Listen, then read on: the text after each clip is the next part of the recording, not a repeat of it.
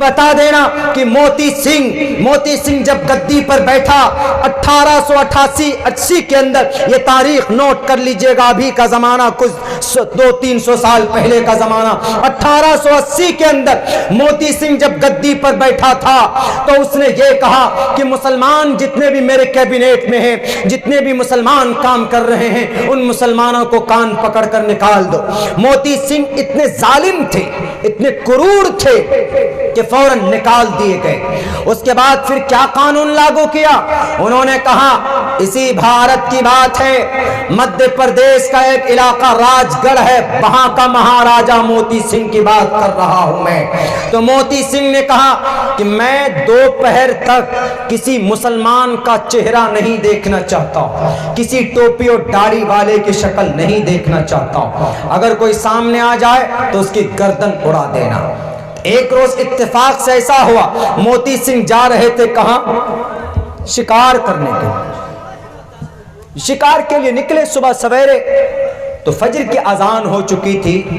तो एक गरीब आदमी, कमजोर आदमी, जंगीपुर का, समंदर के किनारे, नदी के किनारे अपने घर वालों के साथ रहते थे बेचारे, वो गए वजू करके, नमाज अजान हो गई, जाकर नमाज के लिए वो नदी से रास्ता क्रॉस कर रहे थे। इसी बीच में मोती सिंह का काफला गुजरा। मोती सिंह की नजर पड़ गई कि शक्ल में दाढ़ी है, माथे पे टोपी है। फौरन वापस किए, उस आदमी को पकड़ कर लाए, कहा कि इस मनहूस को पकड़ करके लाओ। मोती सिंह ने ऑर्डर दिया, अपने हुक्मरानों को, वजीरों को पकड़ कर लाए गए। उसकी माँ, उस बंदे की माँ, उसकी बीवी, उसके बच्चे मोती सिंह के पैर पकड़कर रो रहे कि ये कदम मत उठाइए आप, हमारा सहारा यही है, यही जाता है लकड़ी काट कर बेचता है, तब जाकर हमारा घर का चूल्हा जलता है। अगर आप इनको अपाहिज कर दीजिएगा, अगर आप इनको मार दीजिएगा तो हमारे घर में बच्चे हैं, मैं इसकी बूढ़ी माँ हूँ, मैं कहाँ से क्या करूंगी, घर का खर्च कैसे चलेगा, ये घर कैसे चलेगा। लेकिन मोती सिंह पर कोई असर नहीं हुआ।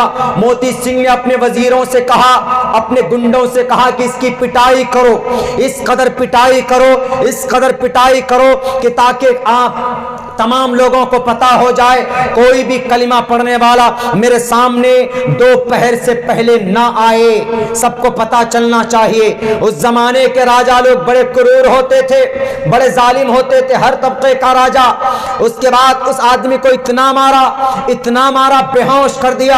जब उसको होश आया तो उसके माँ ने और उसकी बीवी ने उस आदमी को उठाकर वो चले गए दूसरे स्टेट में, वो दूसरे इलाके में चले गए, रोते बिलखते हुए, इसलिए कि वहां पर उनकी जिंदगी महफूज नहीं थी। कुर्सी पर मोती सिंह आप बैठे थे, लेकिन आपको हुक्मरानी नहीं करना आया। वहीं पर उमर फारूक की जिंदगी देख लेते तो 22 लाख मुरब्बा मील के इलाके के पीएम थे, वो अमीरुल मोमिनीन थे। यानी आज की तारीख में तकरीबन 6 भारत जैसे मुल्कों का पीएम अकेले थे। रात में घूमते थे, चक्कर लगाते थे मोहम्मदपुर बस्ती के गली गली के अंदर, किस गरीब घर के अंदर चूल्हा नहीं जल रहा है। एक रोज तो देखा कि एक बयाबान जंगल के अंदर एक औरत चीख रही है, उसका शौहर उसके साथ खेमे में है। फौरन जाकर देखते हैं, अपने घर जाते हैं, अपनी बीवी को लेकर के आते हैं और कहते हैं कि उस औरत की मदद करो। वो औरत हालत दर्द ज़हमे, यानी बच्चे की पैदाइश का वक्त करीब था।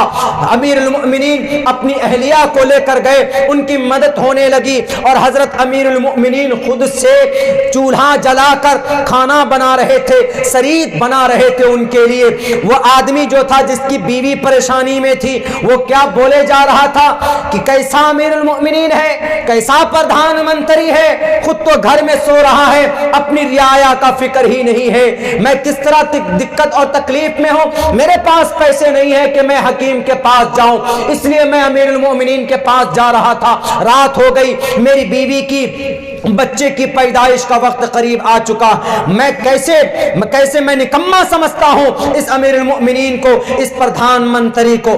میرے بھائیوں، امیر المؤمنین سن رہے، عمر فاروق سن رہے ہیں، لیکن آواز جواب نہیں دی۔ اگر آج کی تاریخ میں ان موجودہ وقت کے حکمرانوں کی غلط پالیسی پر اگر کوئی آدمی آواز بلند کرتا ہے تو اس کو UAPA کے تحت، یعنی بھارت کے اگینسٹ میں، یعنی دیش دروہی کے کیس میں اندر ڈال دیتے۔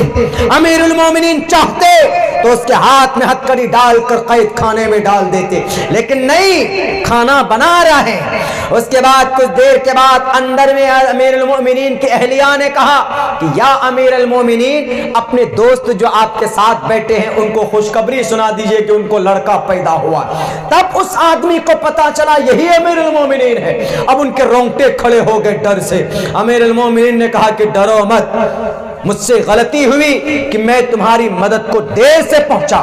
اٹھاؤ امریکہ والو، ہے تمہارے پاس کوئی ایسا امیر المومنین، ہے تمہارے پاس کوئی ایسا نظام حکومت کو چلانے والا کہ راتوں کو جا کر دیکھ رہے ہو، گھروں کے اندر دیکھتے ہو کہ کون تکلیف میں ہے، کس کو اندر آواس نہیں ملا، کس کو بردھا پینشن نہیں ملا، کس کو کون سی سرکاری فنڈ کس کو پراپت نہیں ہوا، ہے کوئی دنیا میں؟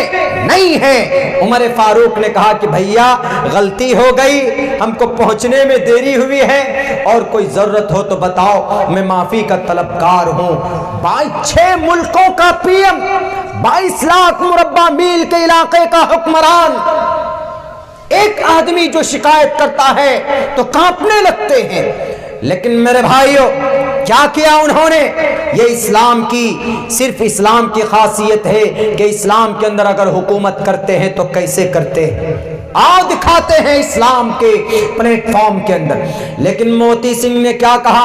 اتنا مارا، اتنا مارا، اتنا مارا، بیچارے کو اپنا گاؤں چھوڑ کر جانا پڑا۔ جیسے ہی آرڈر دیا مارنے کا، وہ گاؤں چھوڑ کر گیا۔ سینے میں درد شروع ہوا، اللہ کی لاٹھی میں آواز نہیں ہوتی۔ ہمیں انشاءاللہ وشواس ہے کہ بھارت بر صغیر کے اندر ٹوپی داڑھی والوں کو جو مارا جاتا ہے، جن کے ہاتھ اٹھے ہیں، ایک نہ ایک دن اللہ تبارک و تعالیٰ ان سے اللہ تبارک و تعالیٰ ان کو ان کے کیے کا سزا ضرور دے گا۔ ہمیں اللہ کی ذات پر بھروسہ ہے، ہمیں اللہ تبارک و تعالیٰ کی قدرت کاملہ پر مکمل طور پر یقین ہے۔ اس لیے کہ ایشور کہتا ہے، پاپسٹھاستے پرپ شانتی امروپم بھینکرم، پاپ کرو گے تو سزا بھگتنی پڑے گی، نرک جاؤ گے، سورگ نہیں جاؤ گے۔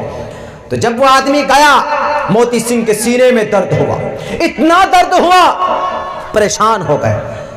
1 مہینے تک ڈاکٹر کو بلایا، حکیم کو بلایا، نہیں ہوا۔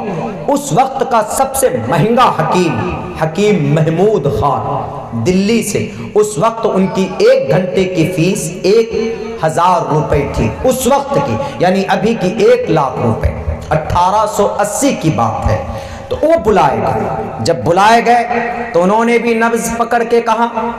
اس وقت نبض پکڑتے تھے، ایسے ٹریٹمنٹ ایسے ہوتی تھی۔ آج تو ڈاکٹر بنتے MPBS MD، جائیے جونگی پور میں کہیں پہ کسی کلینک میں، تو وہ پہلے آپ کو ٹیسٹ لکھوائے گا، بلڈ ٹیسٹ لکھوائے گا، یورین ٹیسٹ لکھوائے گا، اس کے بعد جب رپورٹ آئے گا تب کہے گا آپ کو یہ بیماری ہے۔ پہلے ایسا نہیں ہوتا تھا، پہلے تو حکیم صاحب ہاتھ پکڑے، بتا دیا کہ یہ بیماری۔ تو ہم محمود خان نے جب ان کا ہاتھ کو پکڑا تو کہا کہ یہ بیماری مجھے سمجھ میں نہیں آ رہی۔ وہ بیماری نہیں تھی، وہ اللہ کی مار تھی اس میں، جو اس نے غریب کے اوپر مارا، اتیاچار کیا تھا۔ اسی لیے میں کہتا ہوں ظلم پھر ظلم ہے، خون پھر خون ہے، کسی کا بھی ہو، دلت کا ہو، ہندو کا ہو کہ مسلم کا ہو، جب ٹپکتا ہے تو وہ جم جاتا۔ ظلم پھر ظلم ہوتا ہے، جب وہ بڑھتا ہے مٹ جاتا آٹومیٹیکلی۔ اللہ کا یہ نظام دیکھ لیجیے، قارون، نمرود، شداد، حامان، فرعون، ظلم بڑھا خود مٹ گئے۔ نام لینے سے پہلے آدمی گالی دیتا۔ اس کے بعد پھر ایک غلام نے کہا کہ جہاں پناہ، اگر غلطی معاف کی جائے تو میں ایک بات آپ سے کہوں، بہت بڑی بات کہنے جا رہا ہوں آپ کو، جن سے دشمنی ہے انہی کے تعلق سے۔ انہوں نے کہا کہ بولو، موتی سنگھ نے کہا کہ تم کچھ بھی بولو، میرا درد کم ہونا چاہیے۔ انہوں نے کہا کہ ایک امام صاحب رہتے ہیں جنگی پور مسجد میں، وہ امام صاحب سنا ہے کہ بہت مدد کرتے ہیں، کسی کا درد ہوتا ہے تو وہ دعا کرتے ہیں اللہ سے تو ان کا درد ختم ہو جاتا۔ انہوں نے کہا کہ جاؤ پکڑ کر لاؤ، لیکن اس غلام نے کہا کہ جہاں پناہ آپ اپنی جگہ پر بادشاہ ہیں، وہ اپنی جگہ پر بادشاہ ہے، آج آپ غلام بن کر آپ کو جانا ہوگا۔ بادشاہ پہنچا، پہنچنے کے بعد خبر بھجوائی کہ بادشاہ امر سنگھ آئے، موتی سنگھ آئے۔ تو امام صاحب نے کہا موتی سنگھ آئے ہو کہ کرن سنگھ آئے؟ موتی سنگھ سے جا کر کہہ دو کہ دوپہر سے پہلے میں کسی بھی بادشاہ سے نہیں ملتا۔ اس نے کنڈیشن کیا لگائی تھی کہ میں دوپہر سے پہلے کسی بھی مسلمان کا چہرہ نہیں دیکھنا چاہتا۔ تو وہی چیز الگ طریقے سے امام صاحب نے کہے کہ جاؤ بتا دو اس بادشاہ کو کہ میں دوپہر سے پہلے کسی بھی بادشاہ سے نہیں ملتا، لیکن درد سے کرانا چلا رہا تھا۔ امام صاحب نے کہا ٹھیک ہے بلا لو۔ آ کر کہتا ہے کہ امام صاحب میری درد کو دور کر دیجئے، امام صاحب میری تکلیف دور کر دیجئے، میں مرنے کے قریب ہوں، میں مرنا نہیں چاہتا ہوں۔ انہوں نے کہا کہ تم بے وقوف ہو، مجھ سے کیوں کہتے ہو، میں تو کچھ بھی نہیں کر سکتا۔ اس سے ایک سبق یہ بھی ملتا ہے کہ جو لوگ کسی انسان سے دعائیں مانگتے، جو لوگ کسی پیر سے، جو لوگ کسی اللہ کے ولی سے منتیں پوری کروانے کی کوشش کرتے ہیں، یو آر رانگ، غلط ہے، یہ قرآن کے حدیث کے عقیدے کے خلاف ہے۔ اگر آپ کو مانگنا ہے تو اللہ سے مانگیے۔ تب اس نے کہا کہ میں آپ کا پیر پکڑتا ہوں، میں اسی اللہ سے مانگتا ہوں کہ دعا کیجیے اللہ تبارک و تعالیٰ میرے درد کو دور کر دے۔ وہ مولانا صاحب امام صاحب نے دعا کر دی کہ یا اللہ شرمندہ ہے، توبہ کر رہا ہے اپنی تمام غلطیوں کا، یہ توبہ استغفار کر رہا ہے، جو اس نے ظلم کیے ہیں یہ نہیں کرے گا۔ اے اللہ اس کے حق میں اس کے منشے کے مطابق آپ اپنے منشے کے مشیت کے مطابق صحیح فیصلے فرما۔ اسی دن سے اس کا درد کم ہونا شروع ہو گیا، کنٹینیو 1 مہینے تک آنے لگا۔ وہ ڈیلی آتا تھا، 1 گھنٹے رکتا تھا پھر چلا جاتا تھا، ایک دن آدھا گھنٹہ رکا جانے لگا۔ تو حکیم مولانا صاحب نے کہا، امام صاحب نے کہا کہ موتی سنگھ آج کیوں جا رہے ہیں اتنی جلدی؟ انہوں نے کہا کہ ہم نے اپنے ایشور کی پوجا نہیں کی، جا کر پوجا کروں گا۔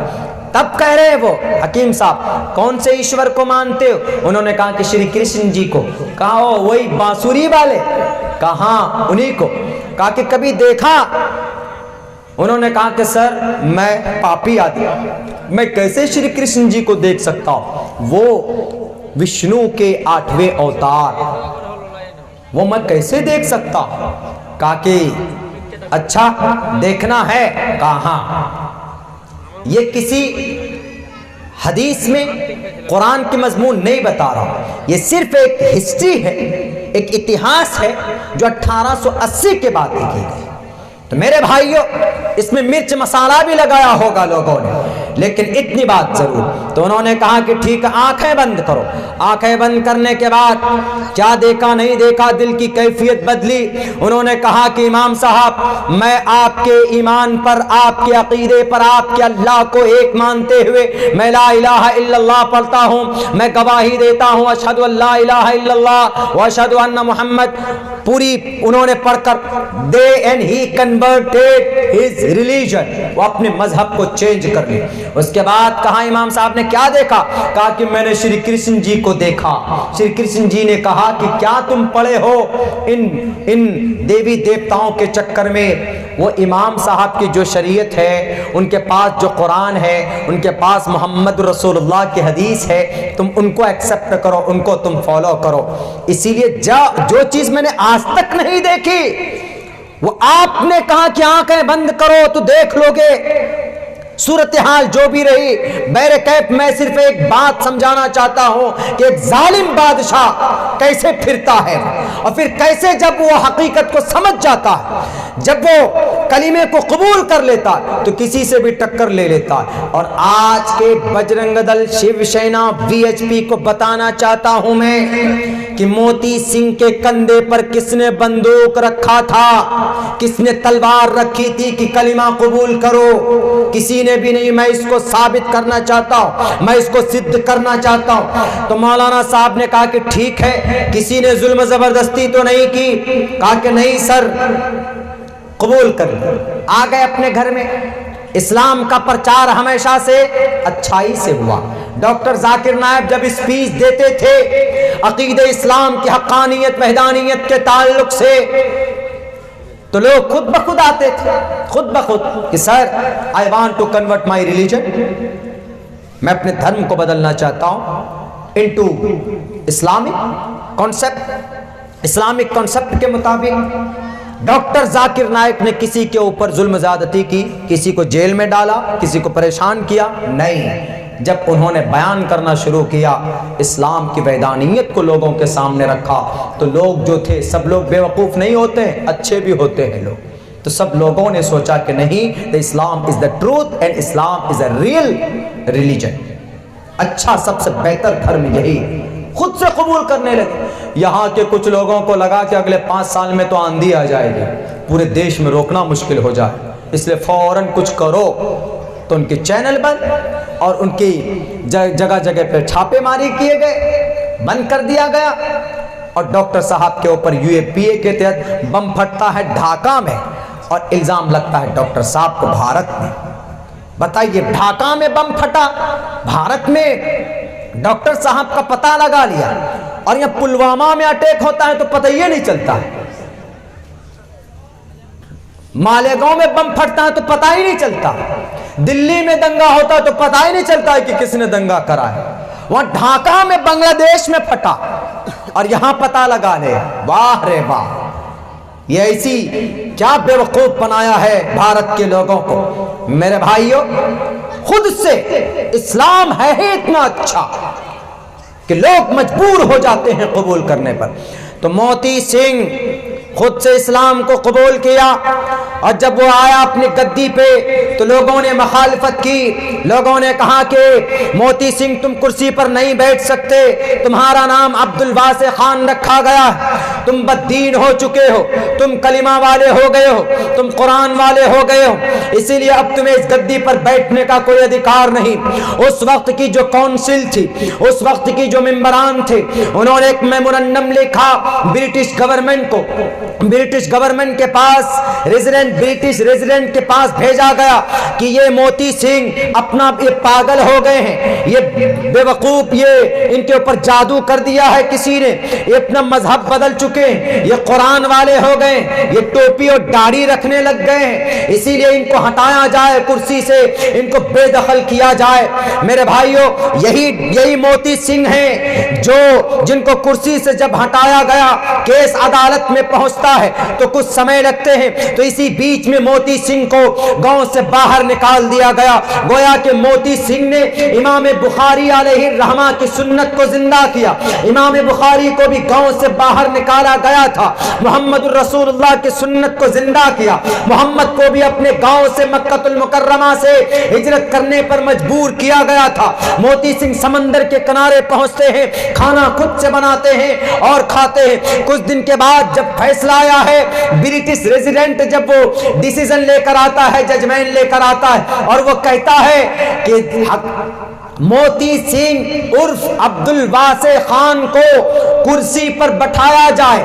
اب ان کا نام مہاراجا موتی سنگھ نہیں, بلکہ برٹش گورنمنٹ نے کہا کہ ان کا نام موتی سنگھ اب عرف میں عبدالواسع خان ہونا چاہیے, اور ان کو ان کی کرسی ملنی چاہیے. لوگوں نے اعتراض کیا کہ کیوں؟ کہا کہ کرسی کا معاملہ الگ ہے, کانسیپٹ اور عقیدے کا معاملہ الگ ہے، اس کا کرسی سے کوئی رشتہ نہیں۔ یہ راجپوت تھے تو راجپوت کی حیثیت سے یہ راجپوت موتی سنگھ عبد الواسع ہو گئے۔ تم اگر اپنے ایشور کے سامنے کھڑے ہو کر اوم بھوربھوسواہا تتسویتو ورنیم بھرگو دسی پڑھتے ہو تو ان کو حق ہے وہ اوم بھوربھوسواہا کے بجائے الحمدللہ رب العالمین پڑھے گا۔ تو دھرم سے بادشاہ کا منسٹر کا کوئی تعلق نہیں، گدی سے کوئی تعلق نہیں ہے۔ کرسی پر بیٹھ گئے موتی سنگھ، بتاؤ ان لوگوں کو جو اعتراض کرتے ہیں کہ اسلام کا پرچار تلوار کے آدھار پر ہوا، موتی سنگھ عبد الواسع کیسے بنے؟ یہاں پر تو کسی نے کوئی ظلم و زیادتی کی ہی نہیں تھی، بلکہ خود زبردستی مولانا صاحب کو کہا کہ میں اب تو ہو گیا ہوں، میں اب ایمان لاتا ہوں قرآن پر، اللہ کے نبی پر، محمد رسول اللہ کی آخری شریعت پر لاتا ہوں، مجھے آپ کلمہ پڑھا دیجئے۔ I want to convert my religion because I was used to and spend a lot of time of my life in the bad thing and misunderstanding disbeliever and pagans۔ میں نے اپنی زندگی تباہ کر دی۔ میرے بھائیو، ایک صرف ایگزامپل ہے، ایک صرف ایگزامپل، میں کم سے کم 10 ایسے ایگزامپل دے سکتا ہوں جو پہلے نہیں، محمد رسول اللہ کے زمانے میں تو چھوڑو، ابھی کے زمانے 200-250 سال پہلے بادشاہوں نے خود سے اسلام کی اچھائی کو دیکھ کر انہوں نے اسلام کو قبول کیا۔